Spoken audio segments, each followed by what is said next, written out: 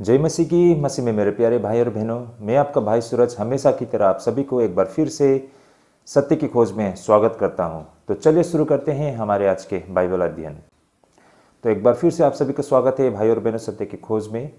आज का जो हमारा बाइबल अध्ययन करने का रहेगा वो रोमियो को पत्री 1 अध्याय 28 से लेकर 32 पद तक रहेगा। काफ़ी रोचक विषय रहेगा भाई और बहनों। लेकिन भाई और बहनों, ये जो हमारा आज का विषय होगा इसे हम कुल मिलाकर 2 भागों में अध्ययन करेंगे।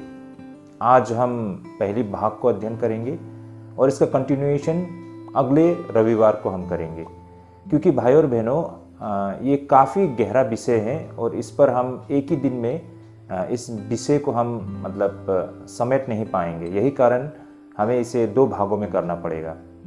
तो भाई और बहनों, वैसे वचन पढ़ने का रहेगा हमारा रोमियो को पत्री 1 अध्याय 28 से लेकर 32 पद तक में। और हमारा जो विषय रहेगा वो यह है कि वो व्यक्ति जिसने परमेश्वर को अपने जीवन से बाहर कर दिया है।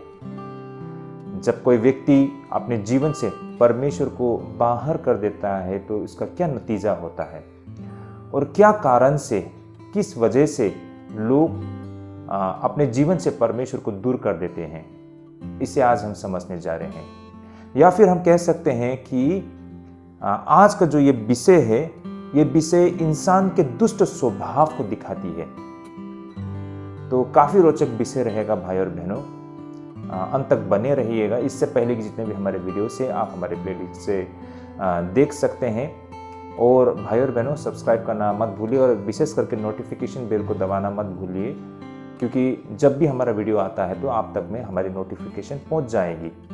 तो चलिए भाई और बहनों, समय को नहीं गवाते हुए हम शुरू करते हैं हमारे आज के अध्ययन को। सबसे पहले हम वचन को पढ़ लेते हैं रोमियो को पत्री 1 अध्याय 28 से लेके 32 पद तक में। तो यहाँ पर वचन इस प्रकार लिखा है, और जब उन्होंने परमेश्वर को पहचानना न चाहा, इसलिए परमेश्वर ने भी उन्हें उनके निकम्मे मन पर छोड़ दिया कि वे अनुचित काम करें।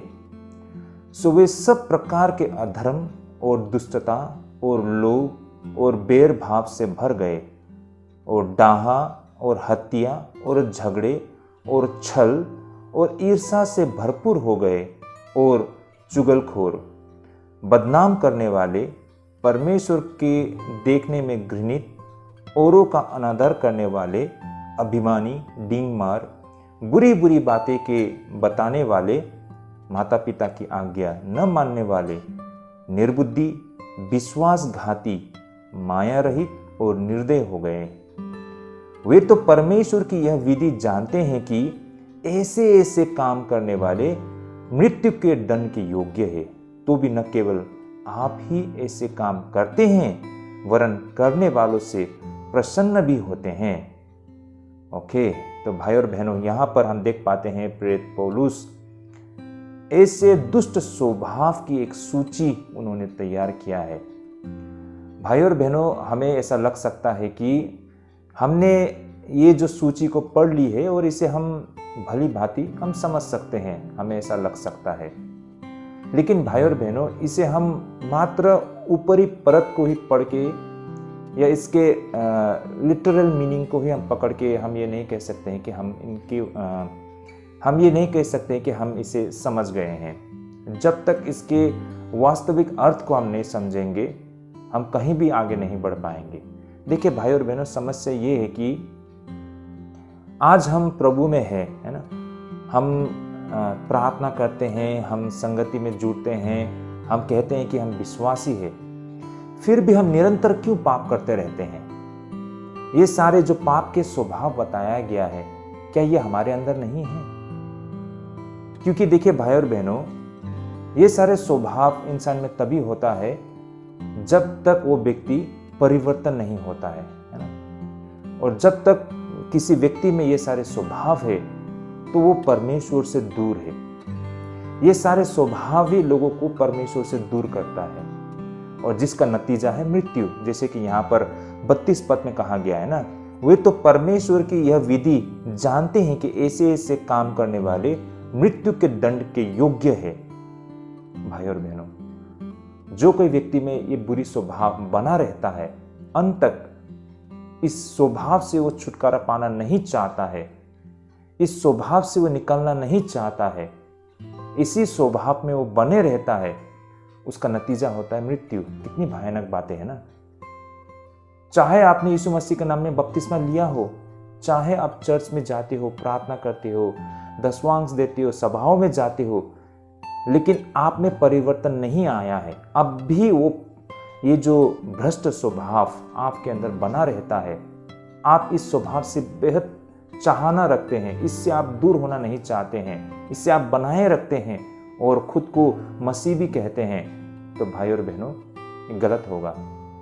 क्योंकि आप मसीह नहीं हो सकते हैं जब तक इन सारे स्वभाव को आप अपने अंदर बनाए रखते हैं।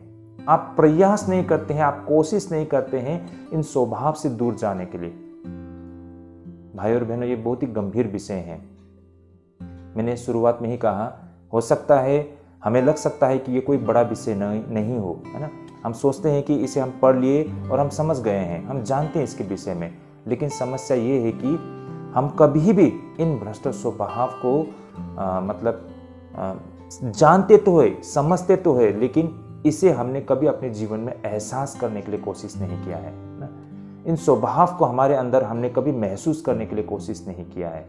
ऐसा इसलिए है क्योंकि हम इसे गंभीरता से नहीं लेते हैं, इसे हम बहुत ही हल्के तरीके से लेते हैं। और भाई और बहनों, हमारा इन स्वभाव को, इन भ्रष्ट स्वभाव को गंभीरता से न लेने के कारण हमारे मृत्यु का कारण बन सकता है, जैसे कि यहाँ पर वचन में कहा गया है। तो भाई और बहनों, इन सारे बातों को लेकर आज हम अगर विश्वासी है तो हमें बहुत ही गंभीर होना पड़ेगा। बेशक हम पाप करते हैं और प्रभु के सामने आके हम पश्चाताप करते हैं तो हमारी पापों का क्षमा हमें मिल जाती है, लेकिन उन सारे बुरे स्वभाव को फिर भी हम अपने अंदर बनाए रखते हैं और इससे हम दूर जाना नहीं चाहते हैं। तो भाई और बहनों, ये पाप की स्वभाव हमें मृत्यु तक लेके जाएगी।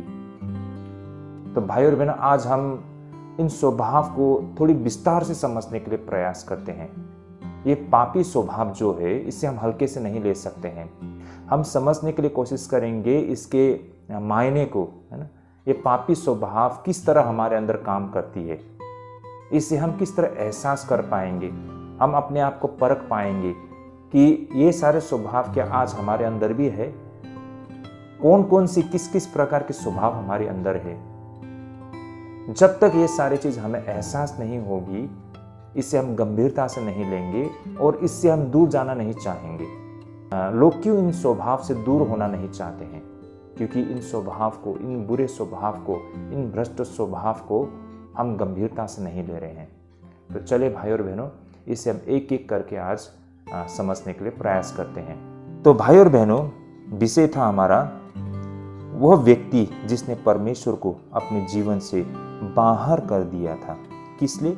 उनके इस पापी स्वभाव की वजह से। आइए 1 का 29 को फिर से हम पढ़ते हैं, जैसे यहाँ लिखा है, सो वे सब प्रकार के अधर्म और दुष्टता और लोभ और बैरभाव से भर गए और डाहा और हत्या और झगड़े और छल। आप लोग देख पा रहे होंगे यहाँ पर कहा गया है छल। छल यानी कि लोगों को धोखा देना, है ना। छल का मतलब है लोगों को धोखा देना। यह उस व्यक्ति की गुणवत्ता का वर्णन करता है जिसका दिमाग टेढ़ा और विकृत है, जो सीधे तरीके से कार्य नहीं कर सकता है, जो अपना रास्ता पाने के लिए कुटिल और गुप्त तरीके को अपनाता है, जो किसी भी प्रकार के गुप्त उद्देश्यों के अलावा कभी कुछ नहीं करता है। ऐसे व्यक्ति साजिश रचने वाले की चालाकी का वर्णन करता है, जो हर समुदाय और हर समाज में हमें दिखाई पड़ती है। तो भाई और बहनों, छल कपट करने वाले, छल का मतलब है लोगों को धोखा देना, अपने फायदे, अपने जरूरत को पूरा करने के लिए हर प्रकार का वो मतलब टेढ़ी बुद्धि चलाता है ना, हर प्रकार के चालाकी करता है ना। चतुर मतलब लोगों को पैसे से खरीद के हो, किसी को धमका के हो, किसी को मतलब डरा के हो, है ना, किसी को मूर्ख बना के हो, मतलब इसको कहते हैं छल करना। ये सब क्यों करता है? वो अपने फायदे के लिए, अपने काम बनाने के लिए। भाई और बहनों, ये शोभा देता है कि एक विश्वासी होते हुए छल करना। चलो आपका अधिकार नहीं है तो छोड़ दीजिए इसे, लेकिन आपका अधिकार नहीं है फिर भी उसे आप पाना चाहते हो तो इसे छल करना कहा जाता है। हम देख पाते हैं हमारे प्रतिदिन के जीवन में ना, थोड़े से फायदे के लिए लोग छल कपट करते हैं लोग, है ना। क्या ये शोभा देते हैं हम ईसाइयों को? मान लीजिए गांव में ये बिजली आ गई है, लेकिन आपके घर में बिजली नहीं है क्योंकि आपने अभी तक आवेदन नहीं दिया है बिजली लगाने के लिए। अब होता क्या है कि हर किसी के घर में बिजली आ गई है, लाइट जल रहा है, फैन चल रहा है, लेकिन आपके घर में बिजली नहीं आया है क्योंकि आपने आवेदन नहीं दिया, या फिर दे भी दिया है तो अब तक काम नहीं हुआ है। तो आपने क्या किया, जाके वो लाइनमैन को थोड़ा रुपया पैसा देके आपने अपने घर में मतलब गलत तरीके से बिजली ला ली। आपने बिजली लेके आया अपने घर में और उसको चलाना शुरू कर दिया। एक तो ये इलीगल है, दूसरा आपने छल कपट किया है ना, पैसा रुपया देके आपने उस चीज को पाया है, तो इसे छल करना कहा जाता है।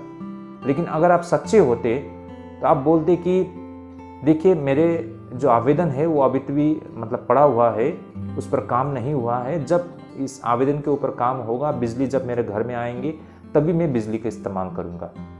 लेकिन कोई भी छल कपट करके, है ना, मैं अपने घर में मतलब बिजली नहीं लाऊंगा। या फिर कुछ ऐसे सुविधा है जो किसी और को मिलना था, लेकिन आपने जाके जो अधिकारी है उसके साथ बातें करके आपने कुछ उल्टा फुल्टा बात लगा के ले दे करके आपने वो चीज़ को खुद के लिए हासिल कर लिया है, जो कि आपका अधिकार नहीं था, वो किसी और का उस पर अधिकार था। लेकिन आपने कुछ छल कपट करके उसको अपने पास माने आपने उसे हासिल कर लिया है। तो भाई और बहनों, इसे भी छल करना कहा जाता है। एक विश्वासी होके, परमेश्वर के जन होके ऐसा करना बिल्कुल शोभा नहीं देता है। अगर ऐसा हम करते हैं तो हमारे अंदर छल करने का स्वभाव है भाई और बहनों, इसमें हमें बिल्कुल होशियार रहना चाहिए। अब आगे भाई और बहनों उस आत्मा के विषय में चर्चा करते हैं जिसके विषय में कहा गया है कि ईर्ष्या से भरपूर। आइए भाई और बहनों वचन को पढ़ लेते हैं। रोमियो का पत्र 1:29 में, सो वे सब प्रकार के अधर्म और दुष्टता और लोभ और बैरभाव से भर गए और डाहा और हत्या और झगड़े और छल और ईर्ष्या से भरपूर हो गए, ऐसा कहा गया है ना। यहाँ पर ईर्ष्या से भरपूर। भाई और बहनों, वो आत्मा जो हर चीज पर खराब सोच रखते हैं, जिसका अर्थ है दुष्ट स्वभाव, व्यापक रूप से इसका अर्थ है दुर्भावना। यह वो आत्मा है जो हमेशा दूसरे लोगों के विषय में सबसे बुरा सोचती है। उदाहरण के लिए, यदि किसी भी व्यक्ति के कार्य पर दो स्वाभाविक विषय रखा जाए तो मानव प्रगति बदतर को चुनती है। भाई और बहनों, यह सोचना भी कितना डरावना है कि चाय के कप पर गपशप में कितनों की प्रतिष्ठा की हत्या की जाती है। लोग तो दुर्भावना पूर्वक रूप से एक पूरी तरह से निर्दोष कार्य पर भी गलत व्याख्या क्या करते हैं। भाई और बहनों, जब भी हम ऐसा करने के लिए प्रलोभित होते हैं तो हमें ये याद रखनी चाहिए कि परमेश्वर हमारी द्वारा बोले गए हर शब्द को सुनता है और उसे याद भी रखा करते हैं। तो भाई और बहनों, बोलने से पहले हमें बहुत इस पर मतलब होशियार होना चाहिए। भाई और बहनों, ये बहुत ही गंभीर बातें हैं। ईर्ष्या से भरपूर कहने का तात्पर्य हमेशा दूसरे के प्रति दुर्भावना रखना। मान लीजिए समाज में हम दो आदमी बैठकर किसी तीसरे व्यक्ति के विषय में चर्चा करते हैं, तो उसके जो नकारात्मक चीज, उसके जो नेगेटिव मतलब उसका जो बातें हैं उसी पर हम चर्चा करते हैं, उसी पर हमें चर्चा करना अच्छा लगता है। लेकिन देखा जाए तो हर इंसान में कुछ अच्छे स्वभाव भी होते हैं, बुरे स्वभाव भी होते हैं, है ना। ये स्वाभाविक है। बेशक हम विश्वासी प्रभु में होकर हम उन हर एक बुरे स्वभाव को छोड़ रहे हैं, उसे छोड़ने के लिए प्रयास कर रहे हैं, छोड़ पा रहे हैं, और हम एक अच्छे स्वभाव को ग्रहण कर रहे हैं, प्रक्रिया में हैं। तो देखा जा सकता है कि हर इंसान में बुरे और अच्छे स्वभाव होते हैं, लेकिन कुछ लोग ऐसे होते हैं कि जब वो एक साथ बैठते हैं तो उस व्यक्ति के विषय में मात्र उसके बुरे स्वभाव के विषय में हम चर्चा करते हैं। और कहा गया है ना कि जब दो व्यक्ति बैठते हैं तो कितने सारे लोगों की जो मतलब उसके प्रतिष्ठा को हम हत्या करते हैं, ऐसा कहा गया है ना। मतलब उसके विषय में इतनी बुरी बुरी बातें करते हैं बेचारे को तो कुछ पता ही नहीं है, लेकिन आप दो बैठ के उसके ऊपर में इतनी चर्चा कर रहे हो, उसकी बुराइयों के विषय में इतना चर्चा कर रहे हो, ये क्या दिखाता है? ईर्ष्या से भरपूर है। इसलिए भाइयों और बहनों, हमें ये हमेशा याद रखना चाहिए कि हम क्या बोल रहे हैं किसी दूसरे व्यक्ति के विषय में। ये सब रिकॉर्डिंग हो रहे हैं। ऐसा नहीं है कि मैं और आप उस व्यक्ति के विषय में इतनी बुरी बातें कर रहे हैं और कोई नहीं सुन रहा है। बेशक जिसके विषय में भी हम बात कर रहे हैं उसे भी सुनाई नहीं दे रहा है ना, कि हम दोनों क्या उनके विषय में बुरी बातें कर रहे हैं। लेकिन परमेश्वर हर चीज़ों को देख और सुन सकते हैं, और परमेश्वर इन बातों को नहीं भूलते हैं। तो ये बातों को हमें बिल्कुल हमेशा ये याद रखना चाहिए। कुछ लोग होते ही ऐसे हैं, मतलब उसको किसी दूसरे के विषय में बातें ना करे तो उसको मतलब चैन नहीं मिलता है। भाई और बहनों, ऐसे भी कुछ लोग होते हैं जो दिन भर में किसी दूसरे व्यक्ति के विषय में नकारात्मक बातें अगर न करे तो उसको चैन नहीं मिलती है। लगता है कि उसने आज दिन भर में जो खाया वो डाइजेस्ट ही नहीं होगा अगर किसी दूसरे व्यक्ति के विषय में चर्चा न करे। 2 आदमी या 3 आदमी एक साथ आके बैठेंगे तो किसी दूसरे के विषय में उसे चर्चा करना ही है। तो ये कैसी स्वभाव है? क्या ये अच्छे स्वभाव है? ये पवित्र स्वभाव है? नहीं भाई और बहनों, ये दुष्ट स्वभाव है। इस तरह से आप किसी की मतलब किसी व्यक्ति की प्रतिष्ठा की हत्या कर रहे हैं। कितनी गंभीर बातें हैं ना। अननेसेसरी उस व्यक्ति के विषय में आप बदनाम कर रहे हैं। परमेश्वर देख और सुन रहा है। तो क्या आज आप में भी इस तरह की स्वभाव है? मैं तो देख पाता हूं, मेरे आसपास में मेरे बहुत सारे दोस्त लोग हैं, बैठते ही किसी दूसरे के विषय में बातें करना शुरू कर देते हैं। मैं ईसाई व्यक्तियों के विषय में बोल रहा हूं भाई और बहनों। तो ये कितनी गंभीर विषय है। अब रही भाई और बहनों 29 पद के वो आखिरी स्वभाव जिसके विषय में यहाँ पर बताई गई है, जिसे चुगलखोर कहा गया है। आइए भाई और बहनों, मैं पहले वचन को पढ़ लेता हूँ। सो वे सब प्रकार के अधर्म और दुष्टता और लोभ और बैरभाव से भर गए, और डाहा और हत्या और झगड़े और छल और ईर्ष्या से भरपूर हो गए और चुगलखोर। यहाँ पर बताया गया है वो ऐसे स्वभाव जिसके विषय में चुगलखोर कहा गया है। ऐसे स्वभाव को, यानी कि कानाफूसी करने वाले और निंदा करने वाले, ये निंदात्मक भाषा बोलने वाले लोगों का विषय में ये वर्णन करती है।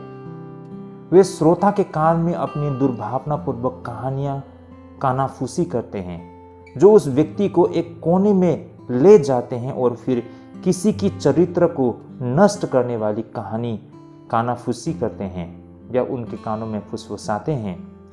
भाई और बहनों, खुले तौर पर आरोप लगाने वाले की तुलना में ये कानाफूसी करने वाला अधिक बुरी होती है, क्योंकि एक व्यक्ति कम से कम खुले बदनामी से अपना बचाव तो कर सकता है, लेकिन वो जो गुप्त रूप से कानाफूसी करने वाले के खिलाफ बिल्कुल असहाय हो जाते हैं, जो प्रतिष्ठा को बिल्कुल नष्ट कर देते हैं।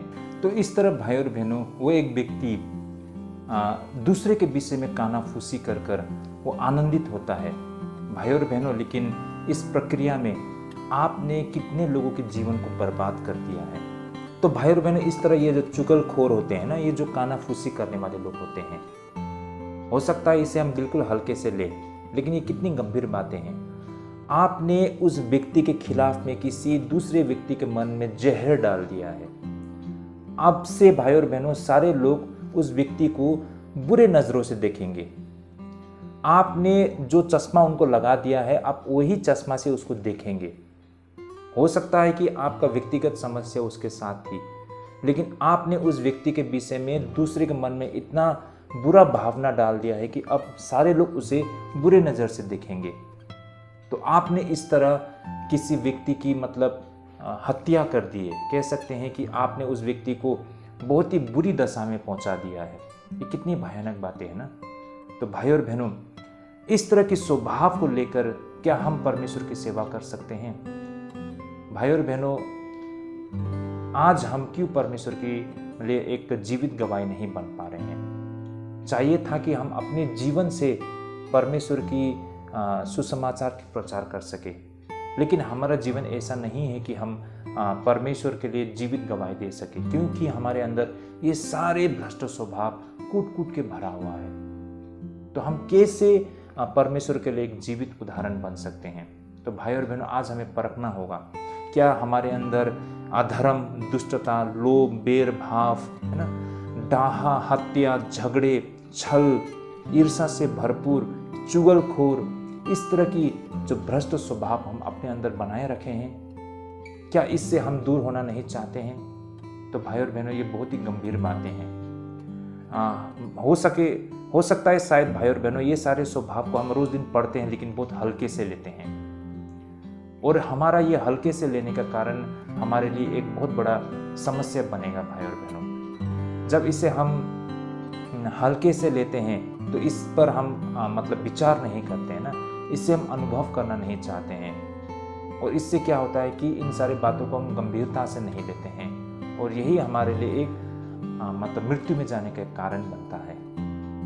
तो आपका प्रभु को अनुसरण करने का क्या मायने रह गया है, जबकि आपके अंदर में ये बुरी स्वभाव अब भी बना रहा है और इससे आप दूर जाना नहीं चाहते हो?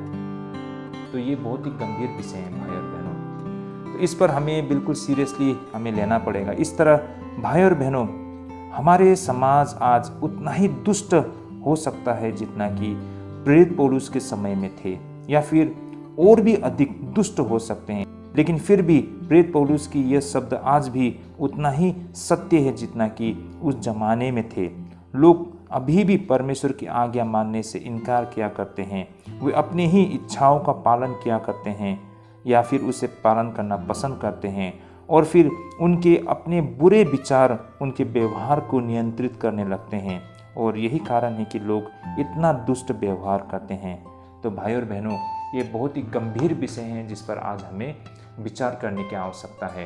तो ये था हमारा आज का अध्ययन भाई और बहनों। मैंने जैसे शुरुआत में कहा, वैसे हमने काफ़ी लंबा वचन को पढ़ा है, लेकिन आज हमने सिर्फ 28 और 29 पद को ही हमने यहाँ पर अध्ययन किया है। लेकिन भाई और बहनों, ये काफ़ी लंबा है, जैसे कि रोमियो का पत्र 1 का 28 से लेकर 32 पद तक है, लेकिन हमने सिर्फ 28 और 29 पद में जो बातें बताई गई है उस पर ही हमने चर्चा किया है। लेकिन अभी आगे जो रह गया है 30, 31 और 32 पद, यहाँ पर और भी ऐसे भ्रष्ट स्वभाव की सूचियाँ बताई गई है जिसे हम अगले अध्ययन में हम देखेंगे। तो भाई और बहनों, आज समय के अभाव के कारण हम यहीं तक अध्ययन करेंगे। जो हमने सुना है उसे हम अपने जीवन में अपने आप में इसे लेकर परखने के लिए कोशिश करेंगे, जांचेंगे कि कहीं हम में ये सारे स्वभाव तो नहीं है ना। और ये स्वभाव से हमें छुटकारा पाने के लिए हमें निरंतर प्रार्थना करना होगा, वचन को पढ़ना होगा और प्रेरणा लेना होगा भाई और बहनों, है ना। वचन से प्रभुता करना पड़ेगा, प्रेरणा लेना पड़ेगा, है ना।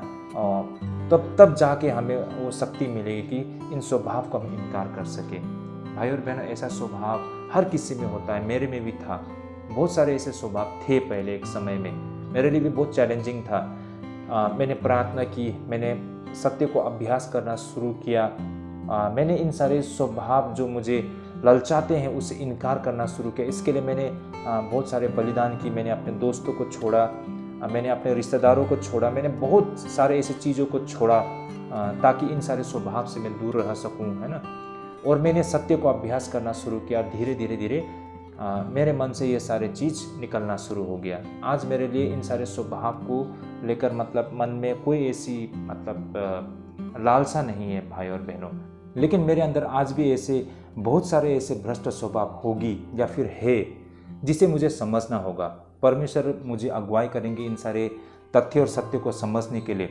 और भाई और बहनों, जब मैं इन सारे सच्चाई को समझूंगा, है ना, मेरे भ्रष्टता को मैं और भी देख पाऊंगा करीब से, तो मैं धीरे धीरे उन सारी चीज़ों को इनकार करूंगा और एक समय आएगा कि मैं सिद्ध हो जाऊंगा, है ना। तो ये एक प्रक्रिया है भाई और बहनों, पवित्र होने का, ना, एक सिद्ध होने का, परमेश्वर के सेवा करने के योग्य होने का। ये उद्धार का मार्ग है भाई और बहनों। उद्धार ऐसा नहीं है कि आपने पानी में डुबकी लगा लिया और आपको उद्धार मिल गया। उद्धार भाई और बहनों हमारे भ्रष्ट स्वभाव से, उद्धार हमारे पापों से छुटकारा पाना है, उद्धार हमें उस अंधकार से छुटकारा पाना है ना। उद्धार हमें उस नकारात्मक चीज़ से छुटकारा पाना है, उद्धार हमारे उस पुराने जीवन से पाना है। तो ये उद्धार एक प्रक्रिया है जिसे बिना अभ्यास किए, जिसे बिना अनुभव किए हम नहीं पा सकते हैं। हम में से बहुत लोगों को लगता है कि उद्धार का मतलब बस यीशु मसीह के नाम में बपतिस्मा लेना काफ़ी है। ऐसा नहीं है भाई और बहनों, एक प्रक्रिया, ट्रांसफॉर्मेशन, एक परिवर्तन का प्रक्रिया है जिससे होके हमें गुजरना है। आई होप हमारे भाई बहन लोग जो आज ये वीडियो देख रहे हैं इन सारे तथ्यों को समझ पा रहे हैं। आज के लिए हम यहीं पे स्थगित करेंगे। आज हमने मात्र 29 पद को अध्ययन किया है, लेकिन नेक्स्ट वीडियो में हम 30 पद से कंटिन्यू करेंगे 32 पद तक। और भी ऐसे भ्रष्ट स्वभाव की यहाँ सूचियाँ बताई गई है जिसे हम समझने के लिए प्रयास करेंगे। इसका मकसद है इन सारे भ्रष्ट स्वभाव को जो प्रेरित पौलुस ने बताई है इसकी गंभीरता को हम समझे, है ना, ताकि हम इसे एहसास कर सके, महसूस कर सके, अपने आप को परख सके, है ना, और फिर हम कोशिश कर सके इन सारी चीज़ों से कैसे दूर रहे। देखिए, हम प्रभु से मांगेंगे तो प्रभु हमें अगुवाई करेगा, हमें देगा वो शक्ति। तो परमेश्वर में हमें निरंतर आस्था रखना है, विश्वास रखना है और ढूंढना है ना, इन सारे प्रश्नों का उत्तर ढूंढना है, तो परमेश्वर हमें देंगे। तो आज के लिए यहीं पे हम स्थगित करेंगे। अगले अध्ययन में जुड़िएगा। प्रभु आप सबको अगुवाई करे, प्रभु आप सबको ढेरों आशीष करे। जय मसीह की।